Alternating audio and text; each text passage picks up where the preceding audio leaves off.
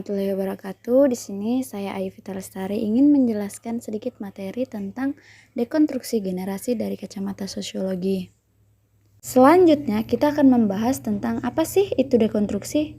Dekonstruksi adalah suatu kenyataan bahwa di balik teks-teks filosofis bukanlah kekosongan, melainkan terdapat sebuah teks lain sebagai suatu jaringan keragaman kekuatan-kekuatan yang tidak jelas pusat referensinya.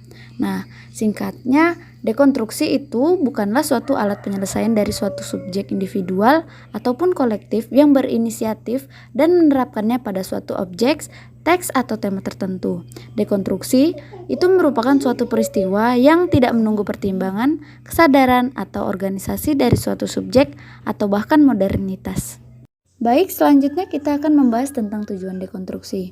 Nah, tujuan dekonstruksi itu sendiri bukan untuk menjembatani dua objek yang ada di antara kata dan makna, melainkan hanya untuk menunjukkan bahwa sesuatu itu memang sudah seharusnya ada dan tidak dapat dielakkan lagi.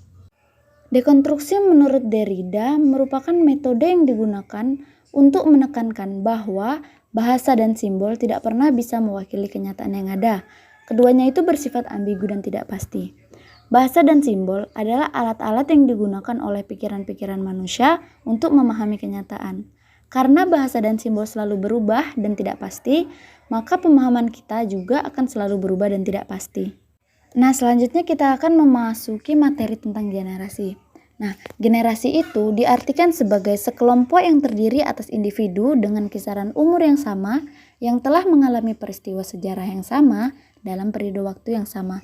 Nah, disebutkan juga di sini bahwa generasi itu merupakan orang yang lahir di kisaran waktu yang sama yang berbagi pengalaman sejarah dan atau kehidupan sosial yang signifikan yang membentuk pandangan dan perspektif. Selanjutnya kita akan memasuki materi tentang macam-macam generasi. Nah, yang pertama itu ada yang namanya generasi baby boomers, di mana di sini merupakan sekelompok manusia yang lahir pada tahun 1946 sampai 1964. Generasi baby boomers ini umumnya dididik oleh orang tua yang disiplin dan keras, sehingga memiliki kedisiplinan tinggi, mental kuat, prinsip kuat, serta berpegang teguh pada loyalitas dan dedikasi. Maka tidak heran jika kita sering melihat orang tua yang masih menjalankan pekerjaan di bidang yang sama.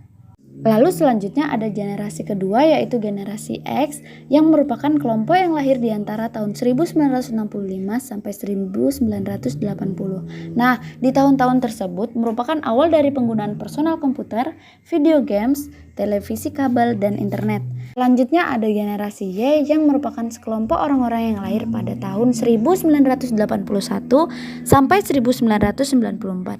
Generasi Y ini biasanya juga disebut sebagai generasi milenial, karena generasi Y tumbuh dan saat teknologi mulai maju.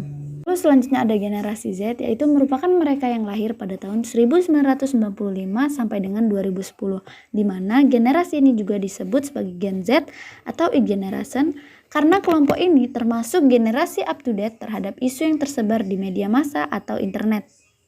Gen Z memiliki karakteristik yang berbeda dengan generasi lain. Nah, generasi Z ini mempunyai karakter yang menyukai teknologi, fleksibel, lebih cerdas, dan toleran pada perbedaan budaya. Nah, generasi Z ini juga terhubung secara global dan berjejaring di dunia virtual. Selanjutnya itu ada generasi Alpha, yaitu mereka yang lahir pada tahun 2011 sampai dengan tahun 2025. Nah, generasi ini merupakan generasi yang paling muda. Generasi ini sangat terdidik karena sudah mengenyam pendidikan di sekolah sejak awal. Nah, rata-rata orang tua dari generasi Alpha termasuk ke dalam keluarga yang kaya. Mereka juga sudah memiliki kecerdasan dalam menggunakan ponsel dan internet lebih sejak kecil. Anak-anak pada zaman ini terbiasa dengan gadget, televisi, dan teknologi lainnya. Biasanya generasi Alpha itu cenderung lebih cerdas dan cepat dalam memahami situasi serta bisa mengenali sesuatu hal dengan baik. Selanjutnya kita akan membahas tentang dekonstruksi generasi. Fenomena sosial yang kini mewabah pada kultural masyarakat pada saat ini adalah adanya tren-tren baru yang muncul di masyarakat.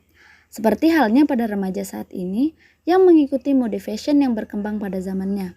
Fenomena ini merupakan reaksi terhadap pengaruh perkembangan zaman. Generasi zaman sekarang mencerna semua informasi melalui media massa. Biasanya mereka itu tidak memfilter kebenaran yang ada, sehingga terkadang dapat berdampak pada pola perilaku mereka. Salah satu fenomena media yang mengkonstruksi remaja masa kini adalah fenomena Korea, seperti tren fashion Korea, makeup, film, style rambut, lagu dari grup Korea yang mengubah tren style kaum muda di Indonesia. Contoh-contoh fenomena tersebut telah membuktikan bahwa terjadi dekonstruksi karena pada awalnya budaya atau media yang masuk hanya untuk memperkenalkan budaya luar ke Indonesia. Namun pada kenyataannya, runtuh menjadi proses sebuah tren yang memaksa anak muda sekarang harus mengikuti perkembangan model yang ada. Cukup sekian materi yang bisa saya sampaikan. Mohon maaf apabila ada banyak kekurangan.